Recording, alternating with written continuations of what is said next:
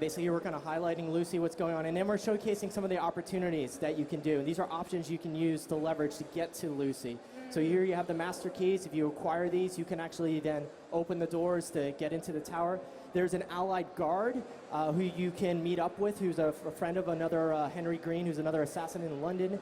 Gives you a tip on what you can do next. And then you have the constable, who's been held hostage. So you need to go free him and then rally the guards to make another way of entrance into the White Tower. And just looking at it there, the attention to detail with the beefeaters and the period dress, and it's one thing that I'm really excited about this game in particular is the setting. It's in the Victorian industrial revolution, right. Just the start of that kind of, the modern capitalist world that we live in today. This is kind of the genesis of that, and how that's going to impact on the assassin's ability to do his job, right. Or her job. Right, Victorian London in 1868, it's why we wanted to go there. It's so rich, there's so much going on that we can do, and just having that has been just amazing to kind of build and show to the players what's going on.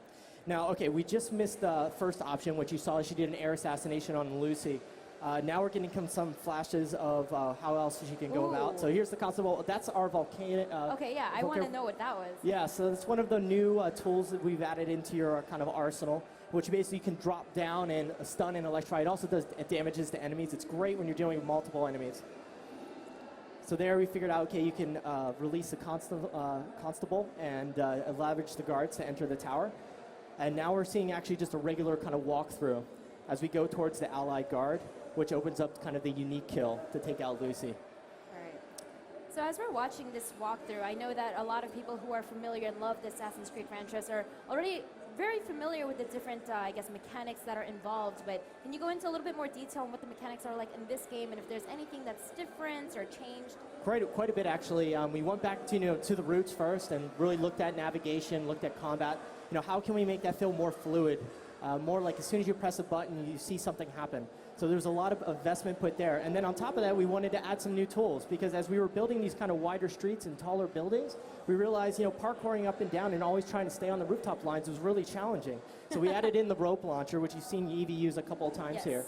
So that allows you to kind of shoot across very quickly those wide streets. And it's great because seeing you do that with parkour, it kind of just works like peanut butter and chocolate, in my opinion. Yes, it meshes together perfectly. Right, right.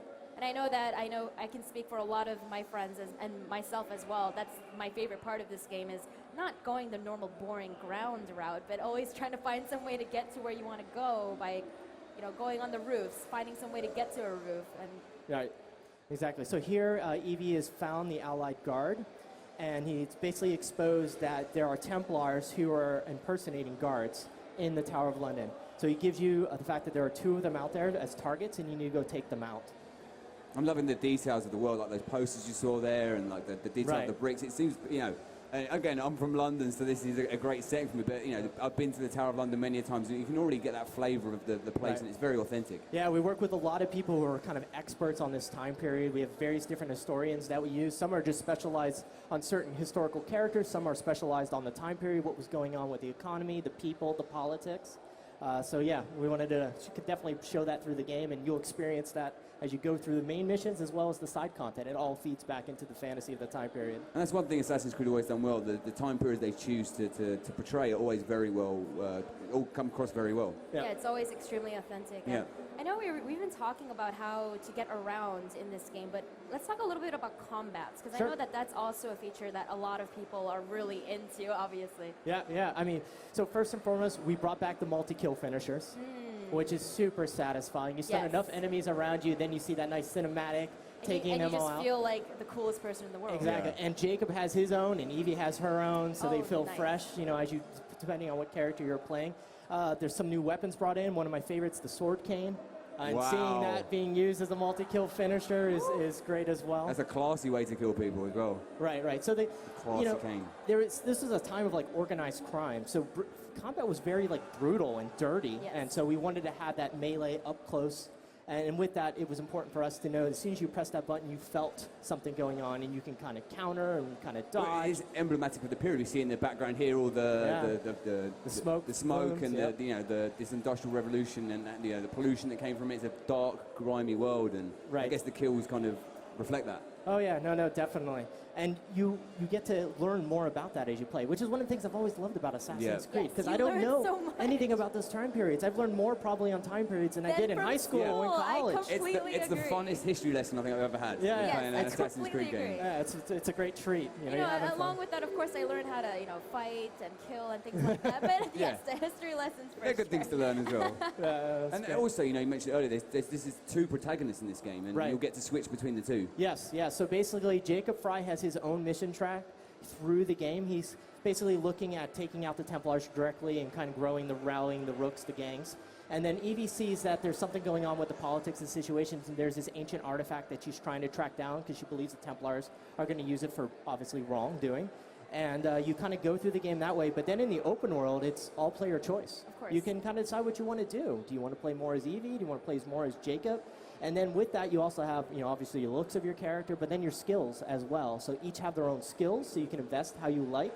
And then there's some unique skills that Evie has that Jacob does not have, and likewise for Jacob Nice. that Evie doesn't have. And are these things that you can talk a little bit more about right now? Sure. Or? Yeah, Okay, yeah, awesome. yeah. Let's bring it out. Awesome. It's safe.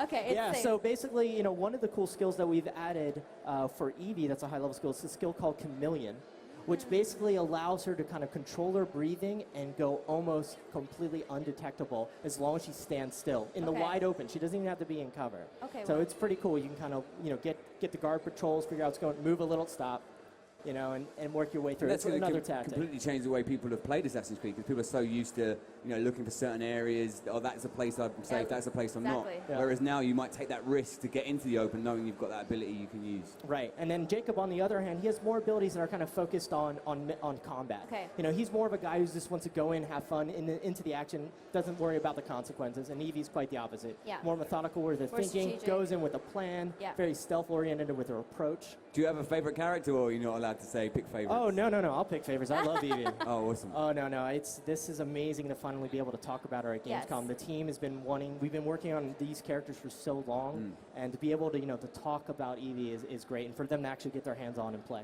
And not just talking about the different skill sets that they have. And I know for a fact that you can't reveal too much about the storyline, but if you can give us some tidbits here and there, can you give us some crumbs? Sure. I mean, right off the bat, you come into the game, you're two master assassins, Jacob and Evie. Templars have complete control of London. They own everything. So you need to take away their power and get their grasp back on London to liberate it and give it back to its people. And this is a story, this is obviously it's not a love story this time around. We really want to do something fresh. So we figured this brother-sister relationship kind of offers and shows two facets of the British society for me. One being the reserved, one being the rebel. Yeah. And so the rebel is Jacob, the reserved is Evie. And they both play kind of against each other and poke fun. If you have a brother and sister, you know what that's all about. Yeah. Yeah, that's a completely relatable concept for anybody that plays this game. Right. Yep. I mean, I'm still blown away by the time period. I mean, it's something that, Victorian London, in the industry, as I said before, is a real kind of genesis of the world we live in today. But also the fact that, it's such a time period where, it's such a unique visually, when it comes to the smoke and like the Tower of London and seeing what London was like in that time. Right. And when you see St. Paul's and you rope launch up St. Paul's, it's breathtaking, literally. You can see here, like, Yeah. that vista, beautiful. Wow, that was absolutely gorgeous. Yeah. Go. Well, you were talking about how everything is gorgeous and, like, in terms of how accurate and authentic it was. The one thing that I've been noticing is the color scheme. Right. It's so accurate.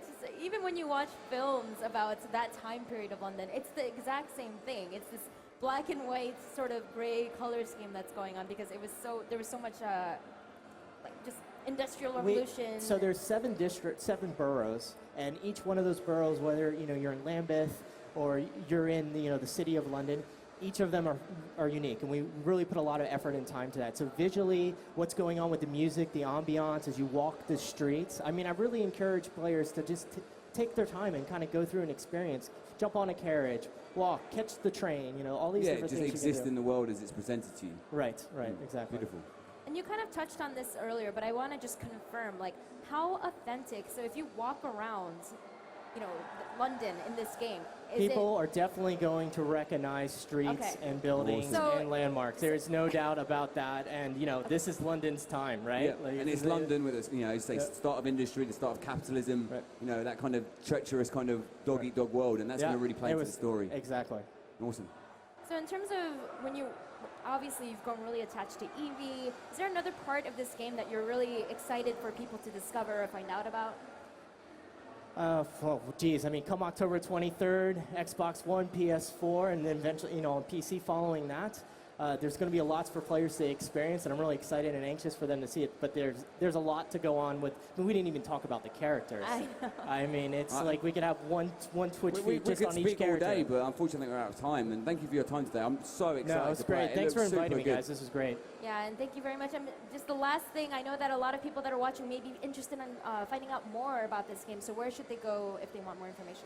AssassinsCreed.com. Can't go wrong there, and that will lead to Probably all the right locations. All right.